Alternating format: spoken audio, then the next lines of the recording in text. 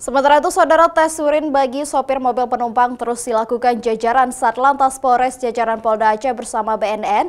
Hasilnya sudah 17 orang sopir diketahui positif mengkonsumsi narkoba.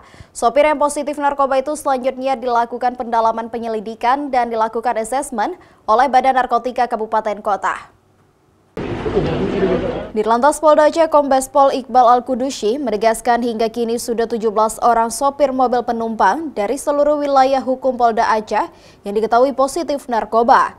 Hal itu diketahui setelah dilakukan pengecekan urin kepada mereka. Supir yang diduga positif narkoba itu selanjutnya dilakukan pendalaman penyelidikan dan dilakukan asesmen oleh Badan Narkotika Kabupaten Kota untuk direhab. Tes urin kepada sopir mobil penumpang dilakukan untuk menekan angka kecelakaan dan fatalitas yang tinggi, sebab diketahui salah satu penyebab kecelakaan adalah faktor manusia, memastikan sopir sehat dan tidak dalam pengaruh obat-obatan terlarang.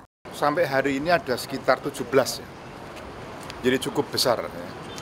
Jadi 17 yang kita cek urin mulai dari awal kemarin, setelah kejadian yang di Aceh Timur sampai hari ini ada 17 yang sudah kita minta asesmen dari BNK.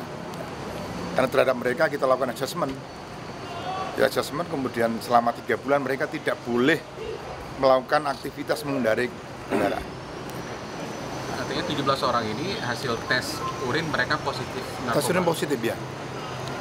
Jadi sudah dilakukan pendalaman juga oleh Sat Narkoba Polres. Pendalaman dari mana dia dapat, di mana dia memakai sabu itu kan. Tapi kemudian proses selanjutnya adalah kita berkoordinasi dengan BNK untuk melakukan asesmen terhadap yang bersangkutan.